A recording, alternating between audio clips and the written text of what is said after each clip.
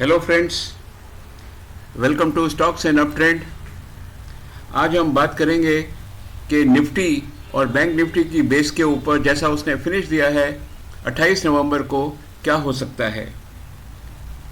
दूसरी बात, 3 momentum stocks अगले 7 से 10 दिन के लिए और लॉन्ग टर्म टारगेट्स भी इसके प्रोवाइड करने की कोशिश करेंगे। और जो हमारी पुरानी रिकमेंडेशंस हैं उसका क्या हुआ, उसका एक रिव्यू भी आज ज़रूर करेंगे। दोस्तों, निफ्टी है।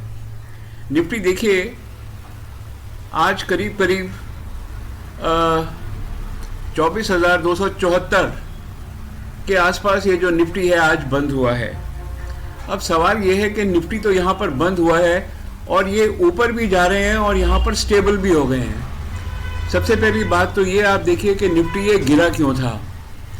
तो दोस्तों, ये निफ्टी इसलिए गिरा था क्योंकि जो फाइनेंशियल इंस्टीट्यूशन थी, फॉरेन फाइनेंशियल इंस्टीट्यूशन थी, उनकी सेलिंग जो थी वो लगातार जारी थी। पिछले 2-3 दिन से इन्होंने बाइंग जो है वो स्टार्ट करी है। आज इनका बाइंग का तीसरा दिन है, लेकिन यहाँ पर ये बोल रहे हैं कि अभी तक जो बायर है उसको फुल कॉन्फिडेंस नहीं आया है कि वो शेयर मार्केट के अंदर बाई करे या ना करे। इसीलिए ये जो पिछले 3 दिन से जो निफ्टी है, ये निफ्टी एकदम एक ही जगह के ऊपर एक रेंज के अंदर 100-150 पॉइंट की रेंज के अंदर ही निफ्टी जो है ना घूम रहा है। नेवरदलेस, क्योंकि एफआईआईज ने जो है बाइंग स्टार्ट कर दी है, तो मेरा ऐसा अंदाज़ा है आज भी देखिए बड़ी ज़बरदस्त तरीके से जो है इसकी वॉल्यूम ऊपर गई है और आरएसआई भी जो निफ्टी का है उसका डायरेक्शन भी अप है। तो सजेशन तो ये है, निफ्टी जो दे रहा है वो ये दे रहा है कि भाई ये जो इसकी यहाँ पर जो इसका पहला रेजिस्टेंस लेवल है वो करीब करीब 25,000 के आसपास है और उसके बाद जो नेक्स्ट इसका रेजिस्टेंस लेवल है वो है 25,800। तो मुझे ऐसा लगता है कि निफ्टी जो है ना, हो सकता है कि कल का दिन भी निफ्टी आसपास ही रहे या हो सकता है कल थोड़ी सी ये इंक्रीज कर ले अपनी यहाँ पर, क्योंकि नीचे वॉल्यूम बहुत ज़्यादा है और इसने यहाँ पर जो है ओपन नीचे हुआ है, क्लोज थोड़ा सा ऊपर हुआ है। तो एक हल्का सा सिग्नल तो दिया है कि इसने कि जो बायर्स हैं वो स्ट्रांग है, लेकिन इसको इतना कह नहीं सकते हैं। मैं अभी भी बोलूँगा कि बायर्स और जो सेलर्स हैं ना वो इक्वली स्ट्रांग है। बड़ा माइल्डली बायर्स जो हैं वो अप हैं। सो लेट अस सी टुमारो क्या होता है, लेकिन जो चीज़ मुझे कॉन्फिडेंस दे रही है वो दे रही है कि एफआईआईज की buying. So let us check even with bank Nifty कि बैंक निफ्टी क्या बोल रहा है। बैंक निफ्टी देखिए, मैंने कल भी आपको बोला था ये 51,000 की रेंज के अंदर फंसा हुआ है, 51 से 52,500 की रेंज में फंसा हुआ है। आज भी देखिए निफ्टी ने बैंक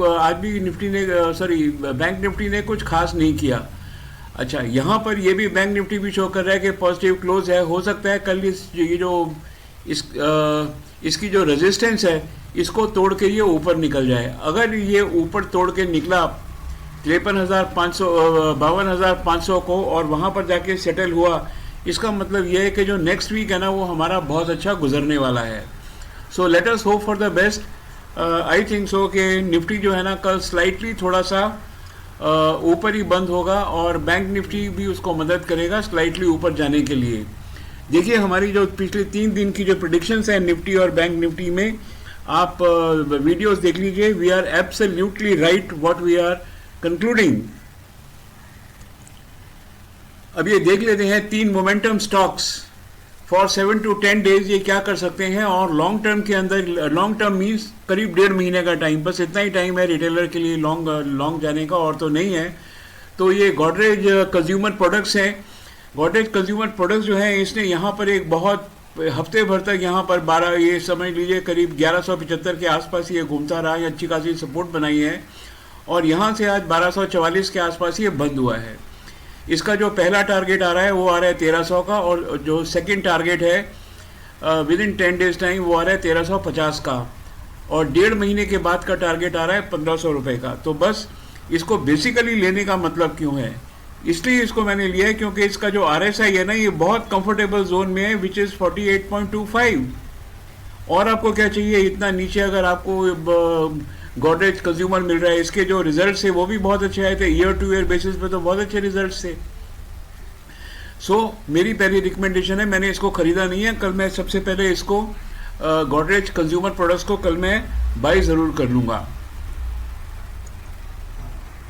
रिलायंस मेरे पास ऑलरेडी है, मैं इसकी 2-3 बारी आपसे इसकी बात तो कर चुका हूँ, लेकिन मैंने कभी इसके टारगेट्स नहीं दिए।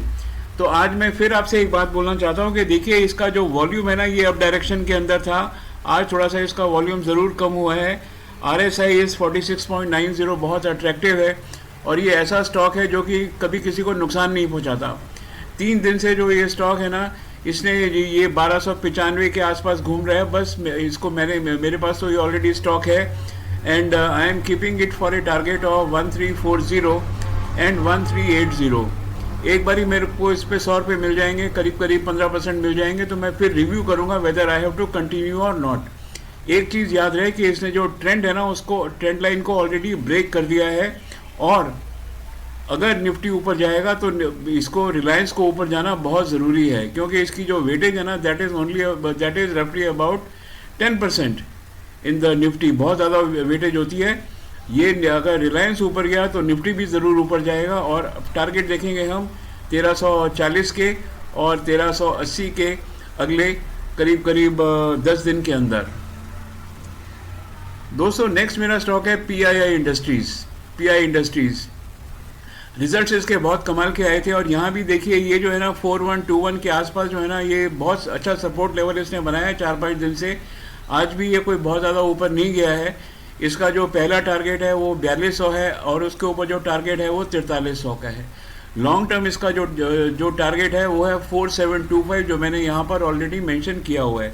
इसको लेने का भी कितना खूबसूरत इस जगह है लेने की कि इतना बढ़िया स्टॉक, कितने बढ़िया इसके रिजल्ट्स और RSI जो है ना वो 32.81 है। मुझे लगता है कि अगले 1-2 दिन के अंदर रिलायंस के अंदर, गोदरेज कंज्यूमर में और PI इंडस्ट्री में, शायद तीनों में नहीं तो कम से कम 2 के अंदर जो है ना मोमेंटम एकदम बन जाएगा and we can book considerably good profit. अगर आप चाहें तो इसको 1.5-2 महीने रख सकते हैं आगे भी, लेकिन हर बार आप जो है 4200 और 4300 पे रिव्यू कर लीजिए मूविंग एवरेज लगा कर कि वेदर आपको ये स्टॉक रखना है ये स्टॉक में निकल के री एंट्री करनी है। अब चलिए रिव्यू कर लेते हैं जो स्टॉक मैंने आपको एक स्टॉक दिया था, यूनाइटेड स्पिरिट्स लिमिटेड। 24/11 को मैंने बाई के लिए बोला था 1507 के लेवल पे। इसने अगले दिन ही 1540 का जो टारगेट है वो हिट कर लिया। जीनस पावर मैंने आपको 25 तारीख को बोला था 405 के ऊपर बाई करने के लिए, इसने 445 का अपना पहला टारगेट हिट कर लिया। बाकी श्रीराम फाइनेंस, क्रॉम्पटन कंज्यूमर, न्यूजन, थर्मेक्स वगैरह हैं, इनको हम देखेंगे। लेकिन अब आज हमने 3 स्टॉक्स फिर लिए हैं, उसमें रिलायंस है, PI इंडस्ट्री है और गोदरेज कंज्यूमर है। इनको देखेंगे, मैं इनको ऐड कर दूंगा और इनको देखेंगे कि ये जो स्टॉक्स हैं हमको अगले 7 से 10 दिन के अंदर कितना पैसा कमा के देते हैं और लॉन्ग टर्म के अंदर ये स्टॉक कैसे परफॉर्म करते हैं। बहरहाल आप शेयर मार्केट के अंदर हैं तो you should be with a moving average of 2 और moving average of 3 to catch all the momentum. Thank you very much friends. आपने ये वीडियो देखा, मेरे साथ रहिए, शेयर मार्केट में दोनों मिलकर पैसा कमाएंगे। Thank you very much.